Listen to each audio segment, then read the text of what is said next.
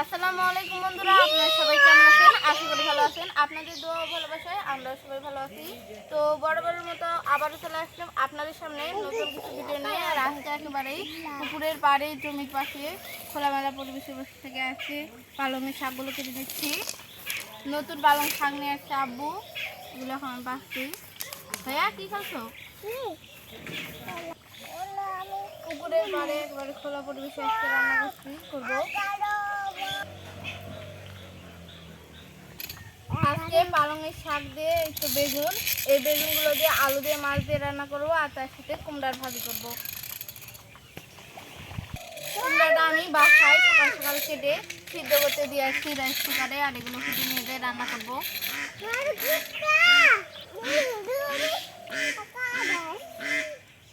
বাবা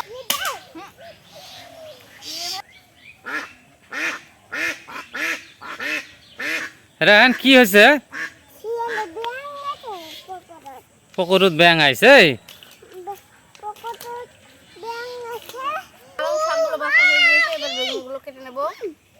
পালং শাক আমার কিন্তু খেতে খুব ভালো লাগে মিম।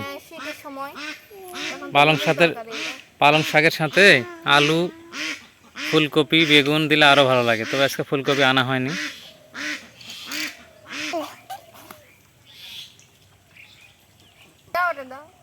এই বেগুনগুলোর নাম জানা আছে মিম?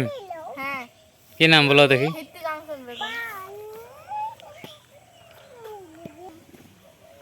হাঁসেরা ডাকছে তাই খোলামেলা পরিবেশ, তাই না? তো বন্ধুরা, আজকের ভিডিওটি কিন্তু না টেনে সম্পূর্ণ দেখবেন। আর এরকম সুন্দর সুন্দর ভিডিও পেতে অবশ্যই আমার চ্যানেলটি সাবস্ক্রাইব করে আমার পাশে থাকবেন। আপনারা শুধু আমার ভিডিও দেখেন কিন্তু চ্যানেলটি সাবস্ক্রাইব করে আমার পাশে থাকেন না। আর ভিডিওগুলো কেমন লাগে সেটা অবশ্যই কমেন্ট করে জানাবেন। আর আপনারা কী ধরনের ভিডিও চান তাহলে আমি সেরকম ভিডিও বানানোর চেষ্টা করব, কিন্তু কমেন্টস করবেন ভিডিওগুলো কেমন হয়েছে। আপনারা কমেন্টস করেন না, শুধু ভিডিও দেখেন। বন্ধুরা, আমার আলু বেগুন সব কটা বাছা হয়ে গিয়েছে, ধুয়ে রান্না করতে বসে গেলাম। তো প্রথমেই মাছ ভাজি করার জন্য তেল দিয়ে দেবো। বিসমিল্লাহ বিসমিল্লাহ। তেল গরম হয়ে গিয়েছে, তো একা একা মাছগুলো দিয়ে দিচ্ছি। আজকে পাঙ্গাস মাছ দিয়ে তরকারি রান্না করব। মাছগুলো ভাজি করা হয়ে গিয়েছে, তো এখন তুলে নিচ্ছি।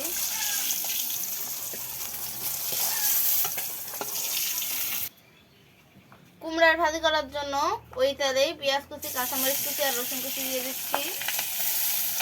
এখানে সব রকমের মশলা দিয়ে ভালো করে কষিয়ে নিচ্ছি।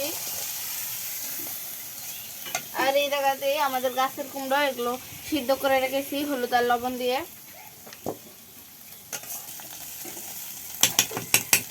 এবার এই মশলাগুলোর মধ্যে সিদ্ধ করে রাখা কুমড়া দিয়ে দিলাম।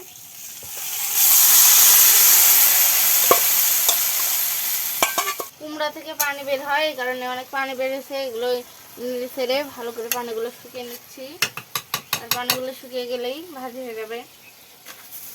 কুমড়ার ভাজি প্রায় হয়ে গিয়েছে, আর একটু তেল দিয়ে ভালো করে নেড়ে চেড়ে নামিয়ে নেব, তাহলে খেতে একটু ভালো লাগবে।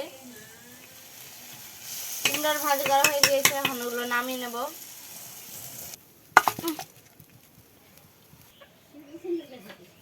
কুমড়া ভাজি করা হয়ে গেল, এবার বেগুন, আলু আর শাকের তরকারিটা রান্না করে নেব।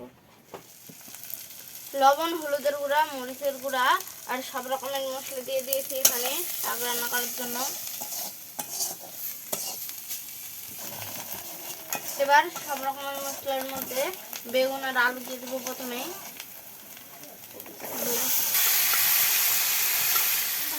রায়হান কুটুম ডাল দিয়ে ভাত খাচ্ছে। রায়হান কুটুম ডাল দিয়ে ভাত খাচ্ছে এখানে।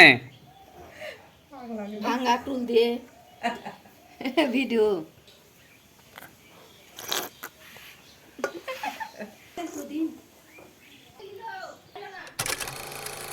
এখানে আলু আর বেগুনের সাথে শাকগুলো দিয়ে দিয়েছি।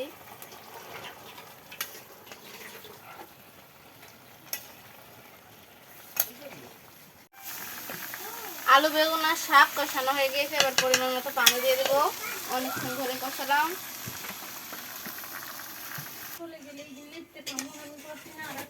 পরিমাণ মতো পানি দেওয়া হয়ে গেছে, এবার কিছুক্ষণ ঢাকনা দিয়ে ঢেকে রাখবো। বলক উঠলে মাছ দিয়ে নামিয়ে নেবো। আলু বেগুনের তরকারিটাও হয়ে গিয়েছে, এখন শুধু নামিয়ে নেওয়া লাগবে। কালারটা তো একবার সেরকম মেম। হ্যাঁ